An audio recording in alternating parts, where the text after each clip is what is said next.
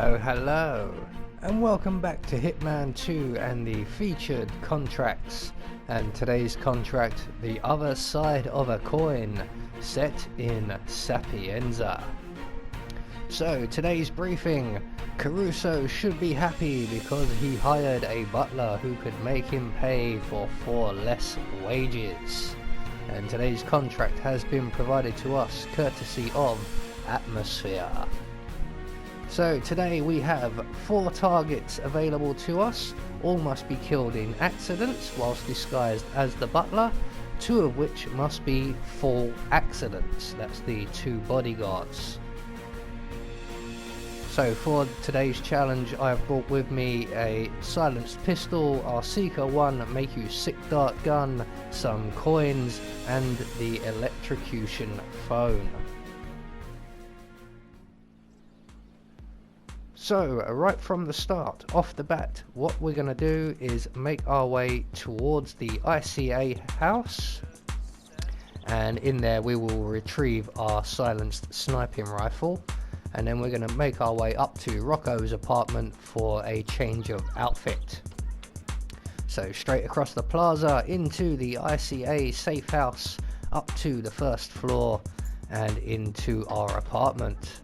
And just on the floor in here we will find our silenced pistol. So we're going to select our Seeker 1 make you sick dart gun and put it away before we continue on out the back of the safe house and up to Rocco's apartment on the floor above, and we're going to put on his outfit. So that will get us a bit more movement around the mansion area or the villa area, which is where we're heading to now. We're going to go in via the kitchens to avoid the cameras out the front of the building, and once we're in the kitchen we're going to go out the window on our left and across the courtyard to the main building here, and we're going to go and acquire ourselves the butler's outfit. And the butler is stood right here in the entrance hall, surrounded by guards and other people. So what we're going to do here basically is we're waiting for that guard up on the balcony there to move into his next position, which will enable him to be facing away from us. And once he is, we can take out our Seeker 1 and shoot the butler with it, and he's going to get sick and make his way to the bathroom, which is just around the corner here. We're going to make our way there ahead of him. And as you can see, one of our targets is just outside of this room, but he will move off. And once we've got the butler's outfit, we'll need to hide his body, which is a little bit tricky, but not very. So the butler has arrived now, and just like with many of the NPCs in this game, he chooses to throw up in a bin rather than the toilet next door. So we're just going to pounce on him from behind, render him unconscious, and then we're going to exit the room and we're going to throw a coin outside of the room to attract the attention of this young lady here so that we can get her unconscious and into the crate provided. I am noticing quite a number of skips, which is quite new for me. They would happen every now and again, but we've had quite a few already. So with the young lady now safely tucked up in the crate provided, we're going to go and retrieve the butler, and we're going to hide him also in the same crate, and then we're going to take his outfit. So outfit acquired. We now have our 4 targets to take out, 2 of which we can get from upstairs. So we're going to make our way up to the 1st floor here, and along that corridor we were just facing. I don't know why I thought I was going the wrong way, and then I suddenly realized no, I was on the right corridor.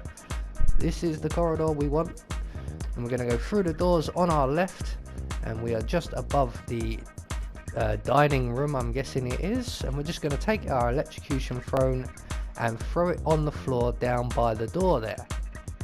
And that door is frequented by one of our targets. He's going to come along, he's going to find that phone, and as soon as he picks it up we're going to trigger the phone. He will answer that phone and he will promptly drop down dead. For some reason, I think it's to do with the distance, but there's no sound at the moment for some inexplicable reason. But there goes target number 1. So once he's been taken care of, we're going to take out our coins and we're going to set up a coin trap leading towards the crate here. We're going to open the doors to the landing, and if the target is here and leaning against the wall, we're going to throw our third coin against that wall and collect it up again. And the target will hear that, he will come along to investigate, and he will spot the 2 coins on the floor.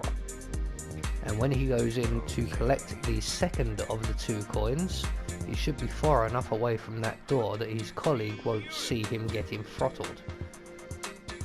So once he goes in for that second coin, we're going to close the door because it hasn't closed itself. We're going to render the guard unconscious. We're going to collect up everything that he drops, and we're going to drag him over to the balcony here. But as you can see, our first target is just being removed at this point. So we're just going to wait for that guard there to take the body away. Check on the young lady, she has our back to us, so we can then throw our second target over the balcony, and that will count as a full accident kill. So that's 2 targets down already and 2 to go. So our next target is back down the stairs. We're going to go down the main stairs to the right and around to our right and into the room just here, where we will find 2 occupants, one of which is a server target and one a young lady cleaning and dusting. Now there are a couple of ways of doing this. What I've chosen to do is use a coin trap, and we're going to drop a coin just by the table here. And we're going to actually drop 2 coins just to make doubly sure, because we may need a bit more time. And then we're going to throw our third coin just over between the 2 sofas to get the target's attention. And we want to do this while the young lady is at a furthest point away from us, which is over by the crate on the far side of the room there. So once the target has made his way to the sofa and is collecting the coins, we can then pull out our silenced pistol and shoot down the chandelier on top of him.